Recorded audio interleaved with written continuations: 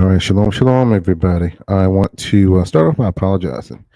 I was clearing out some old videos. Some old videos that I've been using to record other videos, and accidentally deleted this one. So please forgive me, everybody. I apologize.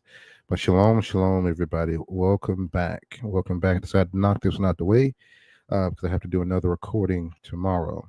But do not forget to, we are going to be live on Brother Mike Allen's channel tonight for Masculinity Monday. I think we're starting at 8:30 p.m. or 9 p.m. I'll drop his channel tag here in a banner shortly. So, without further ado, we are going to get started here since we are here to talk about trust. Now, every man should have a trust setup. You have different types of trust, but your main two. First, you have to determine whether you want an irrevocable or a revocable trust, and you can have as many trusts as you want to. I mentioned in the previous one that I cut out that you can stack these things. You can umbrella them under a trust that is called the family trust. You can call this trust whatever you want to. Now, the main components of an irrevocable trust is that it cannot be changed. Once the terms are set, the terms are set. Once the trustee is set, trustee cannot be removed. Once the property is in that trust, the property cannot be removed from that trust. So once the revocable trust, completely flexible. You can change it, you can interchange it, you can change out trustees, beneficiaries, property, whatever. So those are the two main trusts that you're going to have to figure out which one works better for your situation. But to hop on in here, we're going to talk about grantor or settler. And we're going to look at that term. So let's see. So right here, we have a grantor. The grantor is any person conveying or encumbering whom any lispidens, judgments, writ of attachment, or claims of separate or community property shall be placed on the record. Basically, the grantor is the seller on deed or the borrower on mortgages. The grantor is usually the one who signs the document. Okay. If you're setting up a trust, say Mike is the grantor of the trust. Mike is going to be the one. Either Mike or the trustee of the trust is going to be the one actually putting their John Hancock on it for the trust. Typically, if you're using the trust, it's going to be the trustee. Okay, but that is generally what a grantor is. If we switch this in trust, a grantor, now this just says a grantor trust. They do have those out there, and those are typically regarded as revocable trust.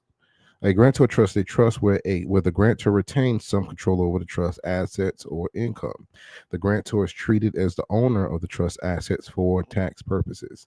Now, this is not a smart move, but for what we're talking about here, we're just trying to get an understanding, trying to help you guys get an understanding of what a grantor is in relation to a trust. And right there, it says a person who creates and funds a trust, plain and simple. Okay. But what we just talked about with the last definition of grantor, hopefully it gives you guys a better idea, and it might be able to take you down some rabbit holes for you guys to be able to dig deeper into trust and trust agreement. Now, a trust agreement is formed between two or more people. You normally have a grantor and you have a trustee, and then you have beneficiaries who are usually named in the trust. And it can be anybody. You can, if you decide to make a trust, like my trust is the all caps and the living man have made an agreement. My offspring would be beneficiaries of that trust. So I would use phrases like, if I'm making a family trust, right? In the terms of the trust, and you can look up trust examples, I would say that the beneficiaries of this trust, I would list them by name, and then I would say all heirs and heiresses. All heirs, which would be the male of my lineage. All heiresses, which would be the daughters of my lineage. So it could be my great great great great great great great great grandson or great great great great granddaughter, whichever one. or even my great great great great grandniece. It just all depends on how you want to set that up. All right. So now we're going to look at what is a trust, revocable or irrevocable. Remember at the very beginning how I mentioned that you're going to have to decide what do you need for your trust. And one thing we're going to look at before we hit that, we're going to look at what is a person, because it did come up as we were looking right here, as we were looking at the original definition I had pulled up for grantor. Let's go back. See, it's any person. So in legalese, we want to look up what is a person. So I want to share this one. So in law, a person is a legal entity. I want to pause right there. This is for entertainment purposes only. I do not offer legal advice. I cannot give you legal advice, but I can only offer testimony, personal experience, and advice based on things I've done. I can't offer you that. So, in law, a person is a legal entity that can be a natural person or a non-human entity. Non-human entity means a corporation. A fictional entity that is tied to an EIN or an SSN. Do your own research on that. So, now we've covered what a person is. Let us take a look at this next tab right here. And this is a revocable or irrevocable trust. There are several types of trust, including revocable trust / irrevocable trust, charitable trust, and special needs trust. The type of trust you choose based on your goals and circumstances. Truth be told, there's only two types of trust you really want to have to worry about, which is revocable and non-revocable. Revocable or irrevocable, excuse me.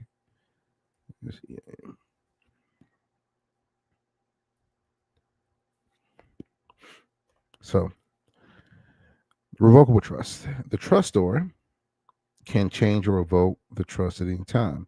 When you're dealing with something like this would also be the grantor.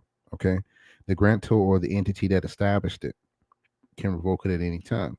The trustor retains control of assets. Transfer assets to a revocable trust can help avoid probate.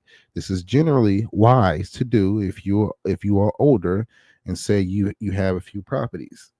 If you're older and you have a few properties, create a revocable trust. Now, a revocable trust or any type of trust is a contract. It's an agreement, all right? And what you would do is you would change the properties over according to your whether it's using a quit claim deed or conveying it over by other means, loading a title or I forgot the DMV form I was looking at last week, but whatever the means is, you convey it over so that it's on the public record. The state has been given notice via their form that now this property and everything involving it is trust property. All right. This is how powerful trusts are. Okay, an irrevocable trust. The trustor cannot change or revoke the trust after it's created. Irrevocable trust can provide lifetime asset protection for beneficiaries. Trust assets may not be considered part of the trustor's estate. So you see the difference between revocable and irrevocable. Revocable, changeable. I don't agree with this last part for irrevocable. The trust assets may not be considered part of the trustor's estate. Once it goes into a trust, it's not considered part of the estate. If it's still in that person's name, it's estate. It's estate property. Once it goes into the trust name and the deed has been done, then it becomes trust property, and it falls under the governing laws of the agreement that was created. And then we have a few other ones, but we might take a look at the EIN thing to kind of get a better handle on some of these other trusts. So now here's the definition. Trustee. We're going to look at what is a trustee. An individual person or member of a board given control or powers of administration of property in trust with a legal obligation to administer it solely for the purpose specified. So again, every trust has bylaws, okay? Even if you're just making a simple trust, you have bylaws. And that the definition of a trustee doesn't change. The definition of a beneficiary doesn't change. Nor does the definition of a grantor changes. This is what it is according to law. All right, according to the law of the agreement. The bylaws is completely up to you with the bylaws, and that's just how the trust is to be ran. Say, for instance, I was looking at an example of a revocable trust. Look at an example of of a revocable trust, and it said one of the bylaws in it was when the grantor dies, this trust automatically switches to an irrevocable trust, meaning what's in it, meaning no changes can be made to it. For the particular purposes that I was looking at that for an example, I didn't like that. But there are some people. Say if you buy land, right? You go buy land out in California, and you specifically make what's called a land trust, and that's a trust that you make that quite possibly could be irrevocable to specifically hold that land in trust. And when you have that, what do you do when you have irrevocable? Well, you would make the trustee or the beneficiary another trust. So you see how you can really play around with this. It's like Legos, when it comes to these things. All right, so we got trustee covered. Let's go to the next one. Beneficiary. Hold on. Browser. Hold on 1 second. My audio's on. All right, bit on flat, right? So my browser went out.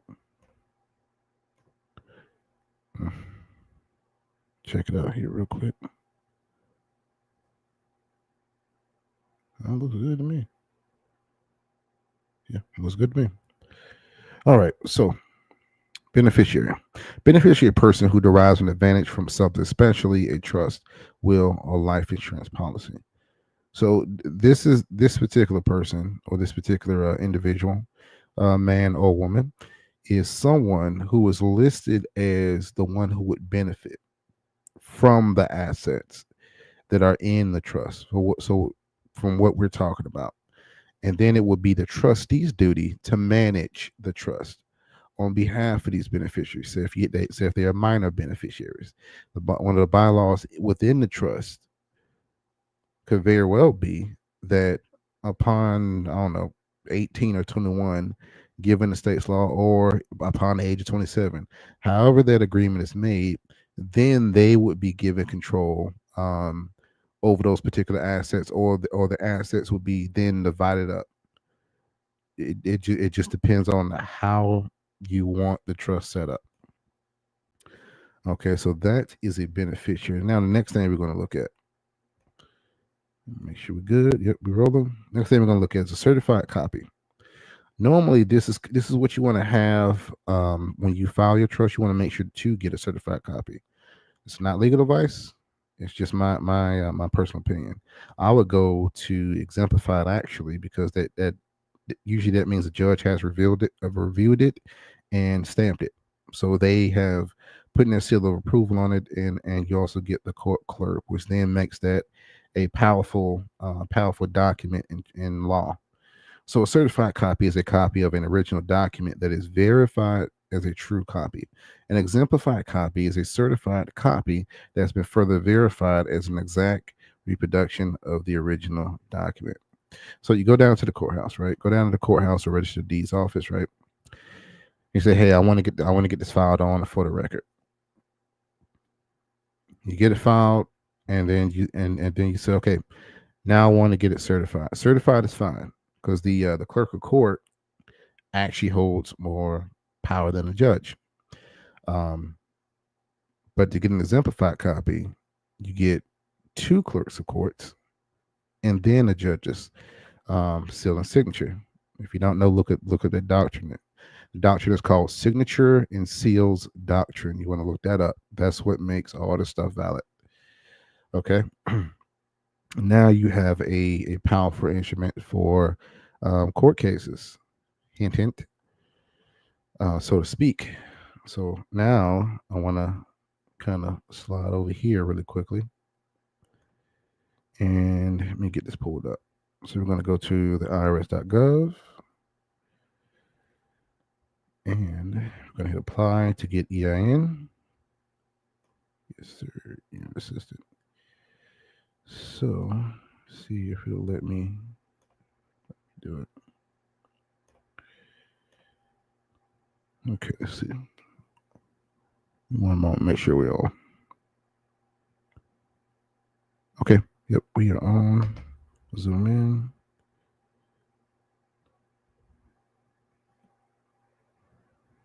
Sorry, there's a little bit of a lag for me to kind of check on this thing. Okay. We're in. 20. Give it a moment. There we go. Okay. So you see this on the screen right here, right? This is where we go to get our EINs. Absolutely free to get it on irs.gov. I want you to look at all these options you have. So proprietor, partnerships, limited liability. What we want is right here, trust. And it says all types of trust, including conservatorship, custodianships, guardianships, revocable trust, and receiverships. All these different types of trust have specific needs, and they also all require a specific EIN. What people in the public are particularly going to use is irrevocable, which is right here, and revocable. That's what we need. So we tap on trust, hit the next, continue. Now I want to look at this right here. Let's make sure we're streaming. Yep, we are streaming. Once look at this right here, you have bankruptcy estate, individual, and that's pretty handy if you handle bankrupt. If you know how to handle bankruptcy, this is pretty handy right here. Charitable lead annuity trust, charitable lead unit trust, charitable remainder annuity trust, charitable remainder uni trust, conservatorship, something else that's very powerful to have, custodianship, escrow, another powerful, Fannie Mae, trust. So this is all these are under trust EINs that we're applying for. Ginnie Mae, guardianship trust, irrevocable trust, pooled income, qualified funeral trust, receivership trust, revocable trust, settlement fund under IRC, that's Internal Revenue Code, section 468B, trust all others. So we would hit either or right here for irrevocable or revocable, letting them know what type of EIN we need. And then we would go to, and we can read this right here. Affirming selection. It says what it is. What is a revocable trust? Revocable trust is a trust in which the grantor retains the right to revoke and reclaim property that's been placed in the trust. In a revocable trust, the grantor has control of the trust, power to repeal and or annul, and will pay the taxes of the trust on 1040. The grantor will also file a 1040 form 1041 U.S. income tax return for estates and trusts for information only purposes. All right. As stated by the IRS, that is what a revocable is. Let's go back and look at irrevocable.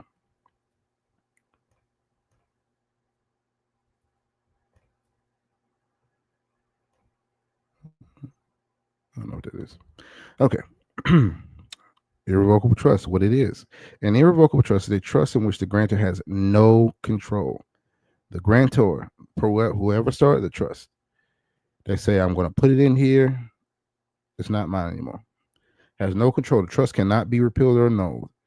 And the trust will be responsible for reporting income on a 1041 U.S. income tax return for estates and trusts. So on the revocable, you're doing a 1041 for information purposes only. On the irrevocable, you're doing a 1041 because now the trust is responsible.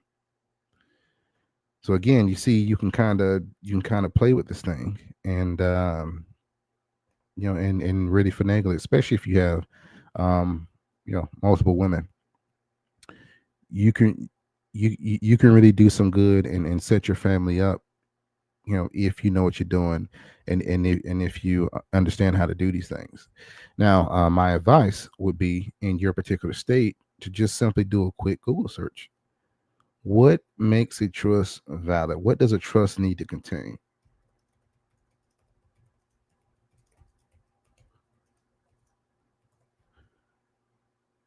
So I'm gonna pull this up here.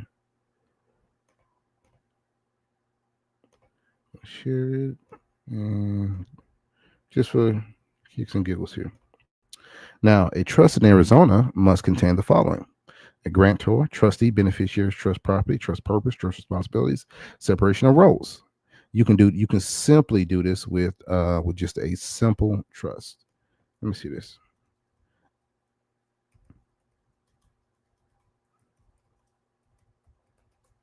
And if you need to get started, you can always just look up a template. I love to look up templates. I'm gonna put my own stuff on there anyway.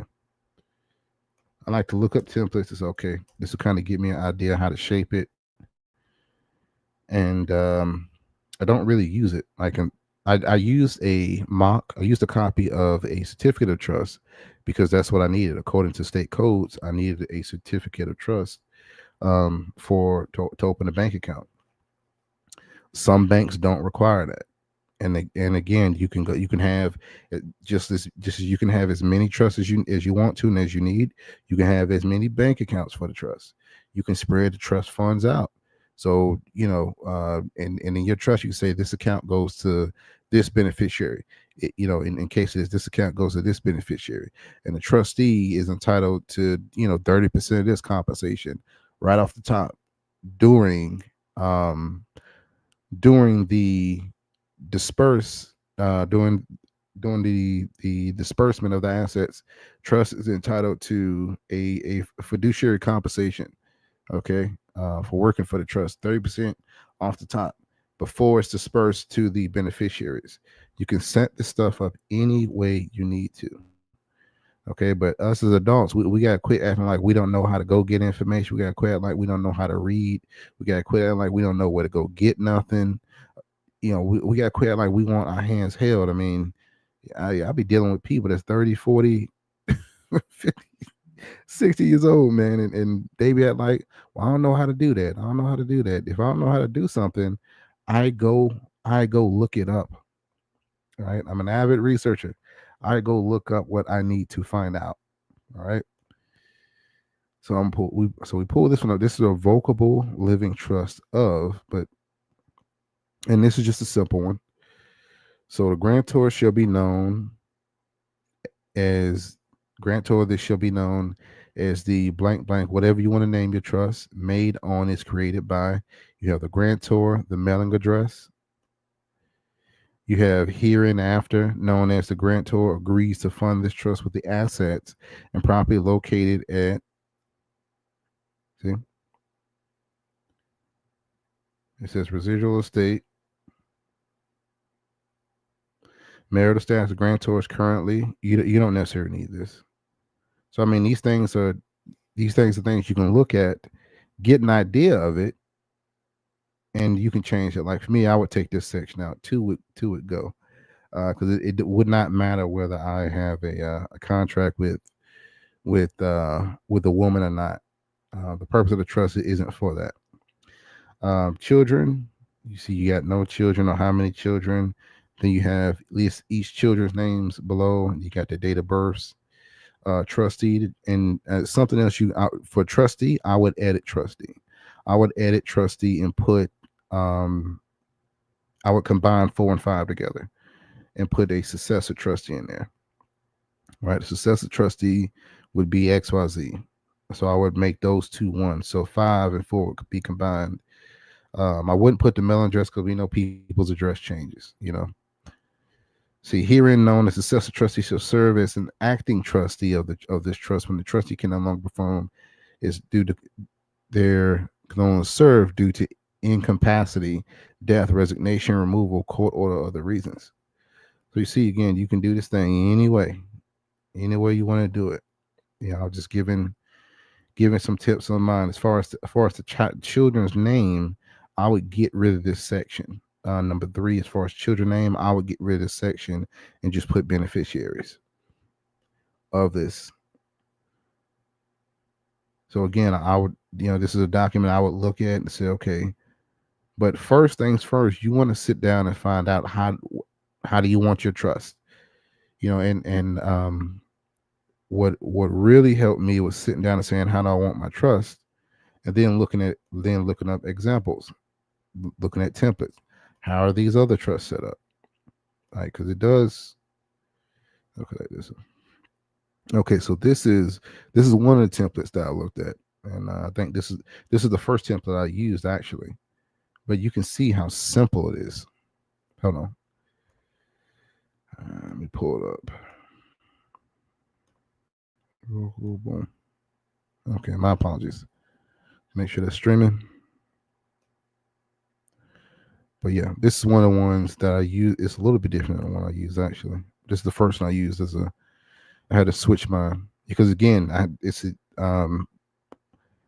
the trust is revocable, and then you have irrevocable. With revocable, it's like revocable is like an Android phone, right?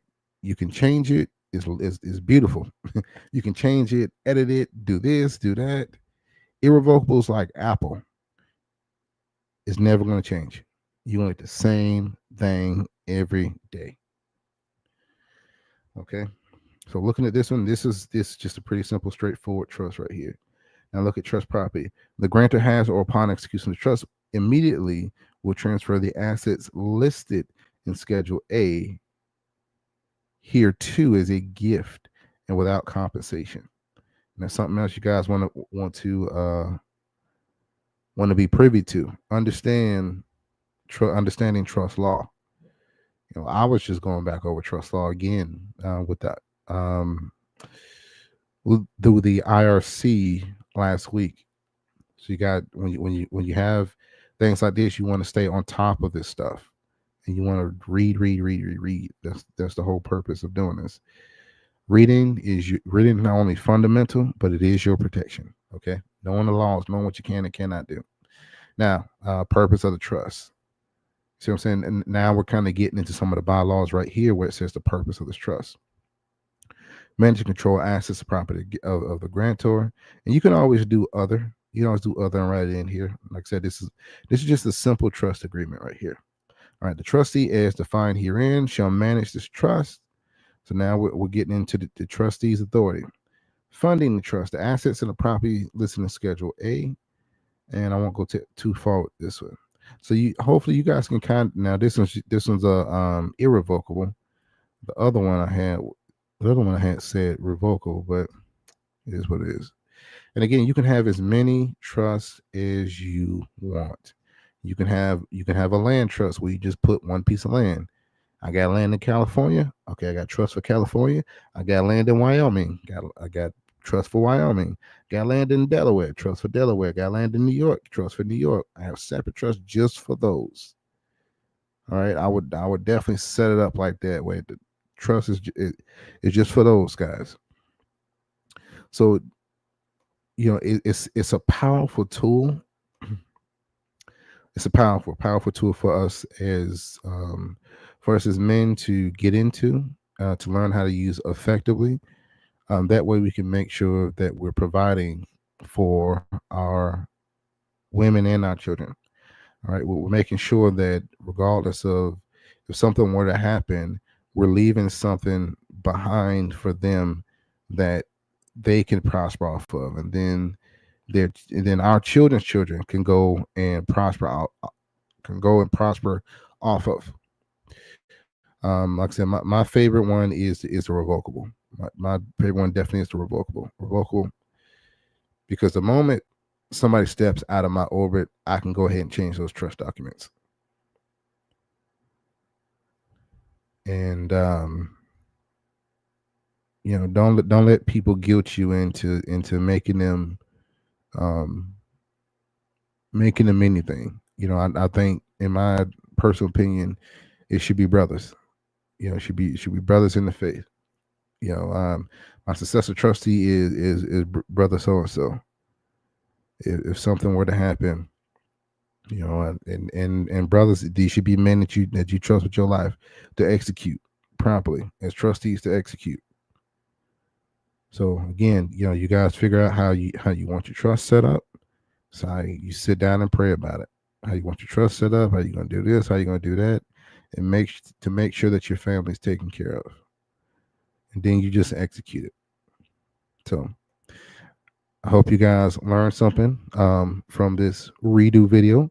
I pray that this got to somebody out there. As much as it blessed me to come back and redo it and add those little examples into it and looking at, going online and getting an EIN. All right. So without further ado, everybody, do not forget to catch us on Brother Allen's channel in a couple of hours here. Give me a moment. I'm actually pull his channel up.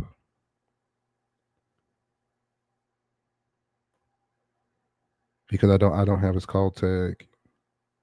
I gotta make a banner for his call tag. But yeah, YouTube's taking its time. Come on, YouTube.